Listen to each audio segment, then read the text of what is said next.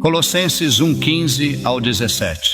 Ele é a imagem do Deus invisível, o primogênito de toda a criação, pois nele foram criadas todas as coisas nos céus e na terra, as visíveis e as invisíveis, sejam tronos ou soberanias, poderes ou autoridades. Todas as coisas foram criadas por ele e para ele.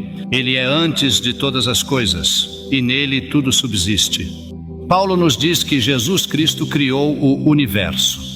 Ele não apenas criou o universo, mas também controla o universo. Ele não apenas criou e controla o universo, mas também reivindica o universo. A sua palavra é a garantia e a confirmação de que todas as coisas foram criadas por ele e têm um propósito. Entretanto, não é isso que nossos filhos aprendem na escola, mas isso não muda o fato. Estamos lidando aqui com a origem definitiva do universo, e a ciência não pode explicar, porque a ciência não sabe nada sobre origens. O Dr. Asa Gray, já chamado de maior botânico da história da ciência americana, disse que o início está muito além do alcance da ciência, que se preocupa apenas em como as coisas funcionam e não tem nada a dizer sobre suas origens. Oliver Lodge, um cientista britânico premiado por suas contribuições à ciência, afirmou que as verdadeiras origens são inescrutáveis. Devemos admitir, como cientistas, que não sabemos nada sobre a verdadeira origem, nem mesmo de algo mais simples como uma pedra. Thomas Huxley, conhecido como o Bulldog de Darwin, vivia sempre latindo atrás dos teólogos. Nunca teríamos ouvido falar da teoria de Darwin se não fosse por Huxley. Huxley foi um homem que viu imenso potencial na teoria da evolução como uma hipótese de trabalho para o ateísmo, uma forma de explicar o universo sem envolver ou ser incomodado por Deus. No final de sua vida, no entanto, Huxley foi um pouco mais honesto. Ele disse: a investigação científica é totalmente incompetente para explicar a verdadeira origem do universo. A ciência não sabe nada sobre origens. Aqui está um exemplo para ilustrar a limitação da ciência em relação à origem do universo. Suponhamos que tivéssemos aqui um relógio com pêndulo. Então chega um cientista que nunca tinha visto antes um relógio de pêndulo. Imagine que ele está muito interessado e faz algumas medições, observa o balanço do pêndulo e como ele está relacionado ao movimento dos ponteiros. Então ele chega a uma equação. Com essa equação ele pode dizer exatamente o momento em que o pêndulo estará no futuro e também pode até dizer o momento exato em que ele deixará de balançar. Depois de testar sua equação e achado ela precisa, ele decide que quer investigar o passado. Ele quer saber agora o que aconteceu antes do pêndulo entrar em cena e particularmente como tudo começou. Bom, no começo se vê que as respostas fazem sentido. E quanto mais volta no passado, maior era o balanço do pêndulo. Mas ele descobre que se voltar muito para trás, as respostas não farão mais sentido. Pois se ele voltar muito, realmente chega a um ponto onde o pêndulo estava balançando em duas direções ao mesmo tempo. O cientista conclui que é um absurdo. Ele também chega à conclusão de que o que está acontecendo agora não explica como começou. O cientista pode explicar as leis que agora governam o balanço desse pêndulo, mas essas leis não explicam como tudo começou. Algo bem diferente do que está acontecendo agora deve ter acontecido para que começasse o funcionamento. Mas o que aconteceu, o cientista não sabe. Ele pode inventar uma teoria. Ele pode dizer: acho que foi isso que aconteceu, e acho que deve ter acontecido em tal época. Mas cientificamente ele nunca poderá dizer com certeza. Porque, na verdade, a única maneira de falar com autoridade sobre como tudo começou seria se alguém que estava lá quando aconteceu lhe contasse. Em outras palavras, entenda, esse tipo de informação não se consegue por um processo de raciocínio científico, mas através de um processo de revelação. E, portanto, assim também é com a origem do universo. Podemos medir as leis que agora governam, que regem o universo material, mas essas leis não explicam como tudo começou. De fato, algo bem diferente do que está acontecendo agora deve ter acontecido no começo de tudo. Mas o que foi, um cientista humano não sabe. Ele pode dar um palpite. Ele pode dizer: eu acho que foi assim que começou, e eu acho que foi em tal época que começou. Mas na realidade ele não sabe. Humanamente não há maneira de saber, pois esse tipo de informação não se consegue através de um processo de raciocínio, mas de um processo de revelação. A única maneira de sabermos como tudo começou é se alguém que estava lá quando aconteceu nos contar. A única maneira de sabermos como tudo começou é por meio da revelação divina. O Espírito Santo estava lá. E o Espírito Santo, que estava presente no início de tudo, nos diz que Jesus Cristo criou o universo. Não há cientista neste planeta que possa contradizer essa afirmação com termos científicos. Quando um cientista fala sobre a origem do universo, ele não fala como um cientista, ele fala como um filósofo, porque não pode fornecer uma explicação definitiva. Então, na verdade, ele estaria dizendo: isso é o que eu penso. Pois se ele for honesto, ele admitirá que o que ele está pensando hoje não é o que ele pensava há 10 anos atrás. E o que ele está pensando hoje provavelmente não será o mesmo que ele estará pensando daqui a 10 anos. Então ele não pode falar sobre a origem do universo. A ciência não sabe nada sobre origens. Portanto, estamos em uma posição perfeitamente segura quando insistimos que Jesus Cristo criou o universo. Esse é um conceito tremendo sobre o Senhor Jesus.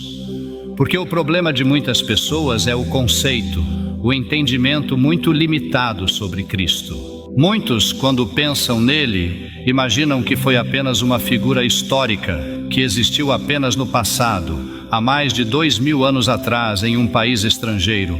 Mas não é somente isso. Isso não é toda a verdade. A verdade é que o eterno Filho de Deus, que no princípio era o Verbo, e o Verbo era Deus, encarnou-se em carne humana e viveu fisicamente aqui na Terra cerca de 33 anos. Ele morreu, ressuscitou, vive eternamente, é autoexistente, segunda pessoa da Trindade e Criador do universo. O universo em que vivemos é muito complexo. Ninguém pode saber tudo o que há para saber, nem mesmo sobre sua própria área de especialidade. Muito menos pode saber tudo sobre o que existe para saber, mas já lhe ocorreu que nosso Senhor Jesus Cristo conhece todas as leis que a ciência descobriu e também conhece todas as leis que ainda não foram descobertas pela ciência. E ele conhece essas leis não porque as investigou, mas porque ele as inventou. Kepler, um famoso astrônomo de gerações passadas, após uma série de experimentos que desvendavam os segredos da astronomia, disse: ó Deus Todo-Poderoso, estou pensando os teus pensamentos depois de ti. Isso é tudo o que podemos fazer. O universo é tremendamente complexo. A mente por trás do universo é a mente de um gênio onisciente, a mente de Jesus Cristo. Além de complexo, o universo é imensamente vasto. Nos dizem, por exemplo, que existem cerca de 100 bilhões de estrelas em nossa galáxia, que seria apenas o nosso quintal no espaço. No entanto, os astrônomos afirmam que existem mais de 100 milhões de outras galáxias no universo observável, além da nossa. Porém, Einstein aparece e sugere que o universo observável é apenas uma fração minúscula de todo o universo teórico. Não é de admirar que Sir James Jeans, um astrônomo britânico, tenha dito que há mais estrelas no espaço do que grãos de areia em todas as praias do mundo. E a minha Bíblia me diz que Jesus criou todas elas. Paulo também nos lembra que Jesus controla o universo. Ele diz que todas as coisas subsistem por ele. Por ele, tudo se mantém unido. Por que o centro do átomo, que contém prótons carregados positivamente, não se desintegra, já que a lei de Coulomb diz que cargas iguais se repelem? Se você tentar unir dois polos positivos de um ímã, eles se repelem. Pelo mesmo princípio, o núcleo do átomo deveria se desintegrar. E muitos não sabem porque isso não acontece, mas eu sei. Eu sei o que mantém tudo unido. O que mantém tudo unido é o poder de Jesus. E Ele não apenas criou o universo, mas Ele também controla o universo. Todas as coisas foram feitas por Ele, e por Ele tudo se mantém. Você já parou para pensar no Sol? O Sol está perdendo peso por radiação a uma taxa incrível de 4,2 milhões de toneladas por segundo. É uma estrela incrivelmente quente, constantemente convertendo hidrogênio em hélio a temperaturas inimagináveis.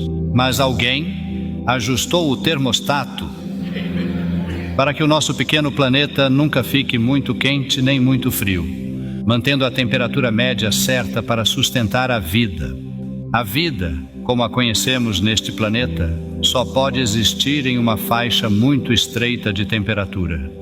Se ficasse muito quente por um longo tempo, todo o planeta se tornaria um deserto como o Saara. Se ficasse muito frio por um longo tempo, todo o planeta seria como o Ártico.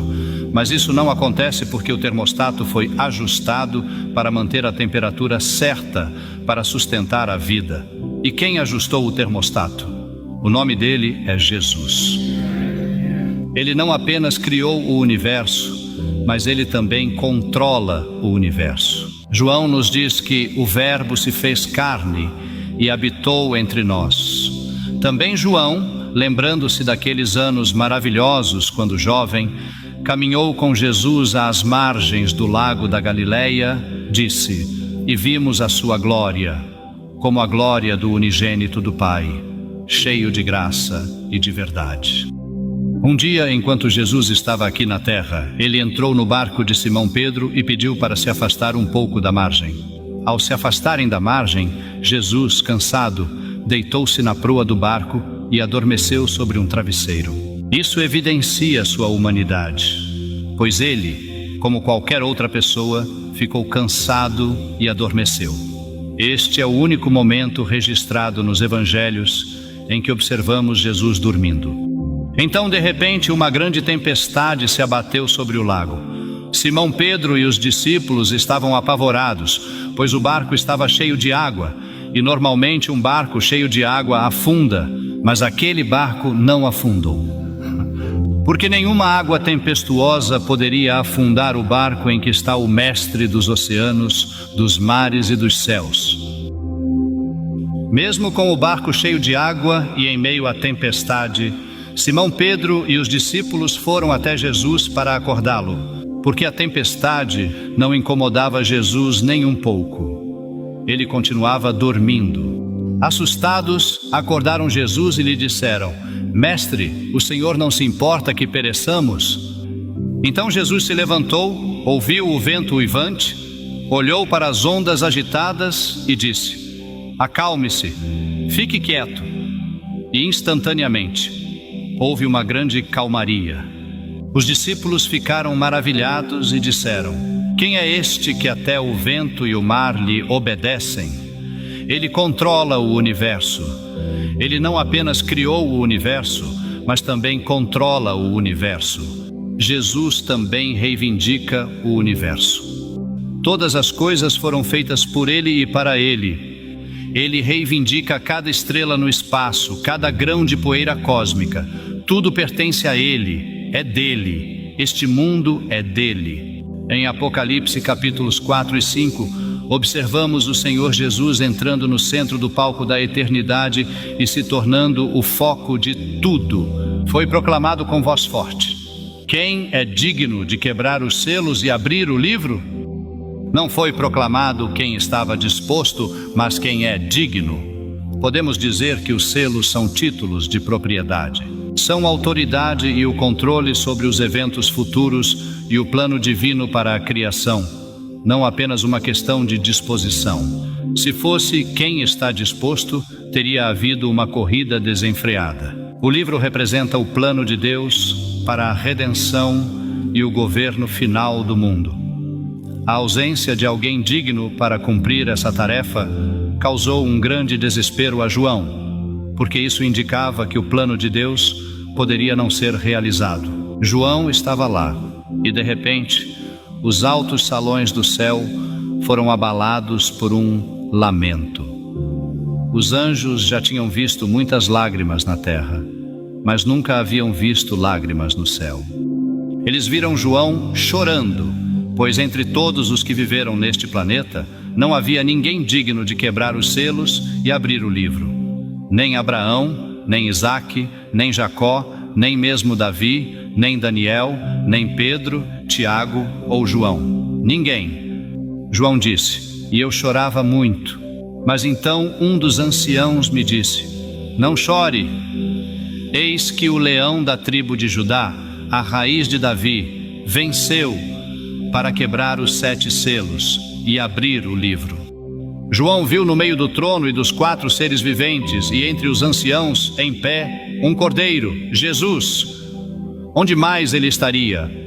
Ele sempre está no centro de tudo. Observe que o Senhor Jesus vai até o trono, estende sua mão perfurada e toma posse daquilo que é legitimamente seu, o livro, símbolo de sua autoridade sobre toda a criação, para reivindicar o direito sobre o universo que lhe pertence plenamente. Você já se perguntou o que Jesus responderia se aquele que está no trono perguntasse: por que tu és digno e tem o direito de quebrar os selos e abrir o livro?